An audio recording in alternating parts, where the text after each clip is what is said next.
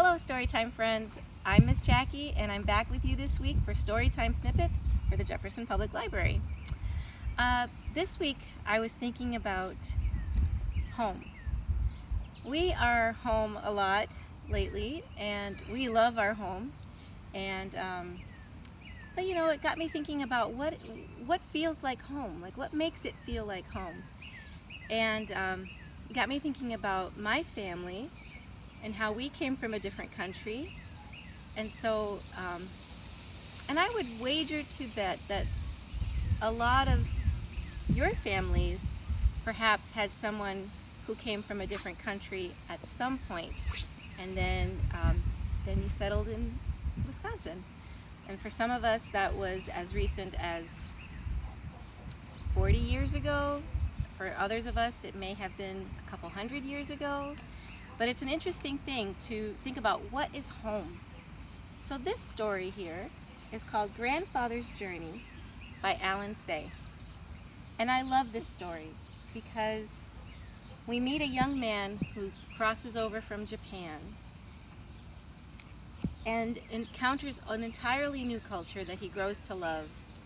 But oftentimes, as what happens with recent immigrants, you feel like home is in two places.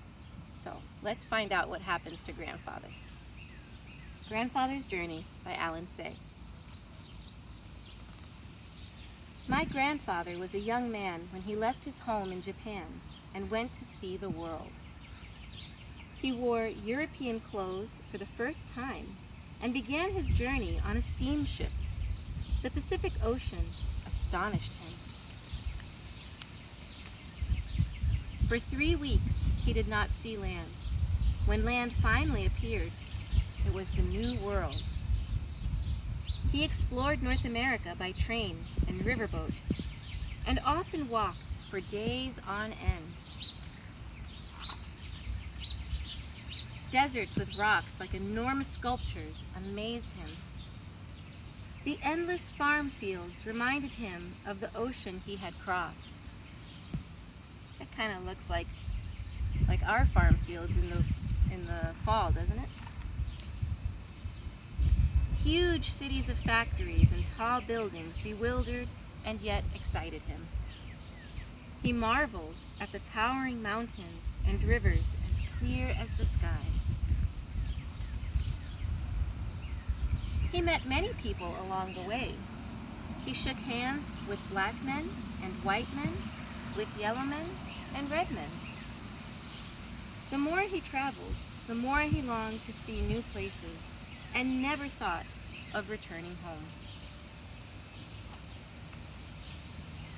Of all the places he visited, he liked California best.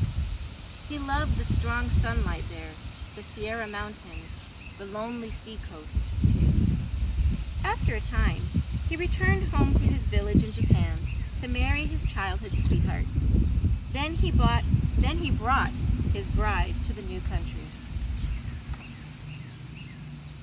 They made their home by the San Francisco Bay and had a baby girl. As his daughter grew, my grandfather began to think about his own childhood. He thought about his old friends. He remembered the mountains and rivers of his home. He surrounded himself with songbirds that he could not forget. Finally, when his daughter was nearly grown, he could wait no more. He took his family and returned to his homeland.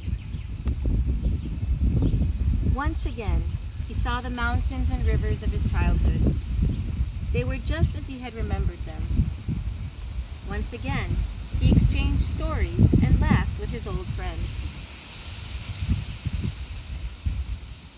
But the village was not a place for a daughter from San Francisco, so my grandfather bought a house in a large city nearby. There, the young woman fell in love, married, and some time later, I was born. When I was a small boy, my favorite weekend was a visit to my grandfather's house. He told me many stories about California. He raised warblers and silver eyes, but he could not forget the mountains and rivers of California. So he planned a trip. But a war began. Bombs fell from the sky and scattered our lives like leaves in a storm. When the war ended, there was nothing left of the city and of the house where my grandparents had lived. Oh, that's sad. So they returned to the village where they had been children. But my grandfather never kept another songbird. The last time I saw him, my grandfather said that he longed to see California one more time. He never did. And when I was nearly grown, I left home and went to see California for myself. After a time, I came to love the land my grandfather had loved, and I stayed on and on until I had a daughter of my own. But I also miss the mountains and rivers of my childhood. I miss my old friends, so I return now and then when I cannot still the longing in my heart. The funny thing is, the moment I am in one country, I am homesick for the other. I think I know my grandfather now. I miss him very much. The end. This is a story with some interesting themes, and I want to tell you a big word that I learned when I was in college, because I can relate to some of grandfather's journey, where maybe you come from somewhere else and you miss the old place you used to belong to. Now for me, that was Florida. I'm from Florida. For me, the things I miss are the beaches, the warm weather that's year-round, the big giant trees that look like they're right out of a dinosaur land, the avocado trees, all the wonderful tropical fruit. I'm hearing Spanish everywhere I go. Those are things that I miss from my childhood. So there's a word, it's called diaspora, when you feel like you're stuck between two places, two cultures. And I think that's what grandfather feels and grandson feels. They feel kind of like they belong to two different places, but never feeling completely at home in one place or the other, just always missing the other. So I bet they learned a lot, and it would be interesting for you. I challenge you guys to try to figure out, when did grandfather come over to the United States? We mentioned steamships, we mentioned trains, traveling by train. So do you think that was recent, or maybe a long time ago? We know that there's a few generations that have gone on.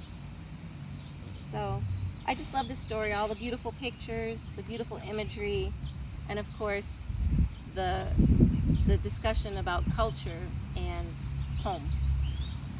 Well, I hope that you're feeling at home, and that you're having a nice time, and that you enjoyed this story. And I'll see you next week. Bye.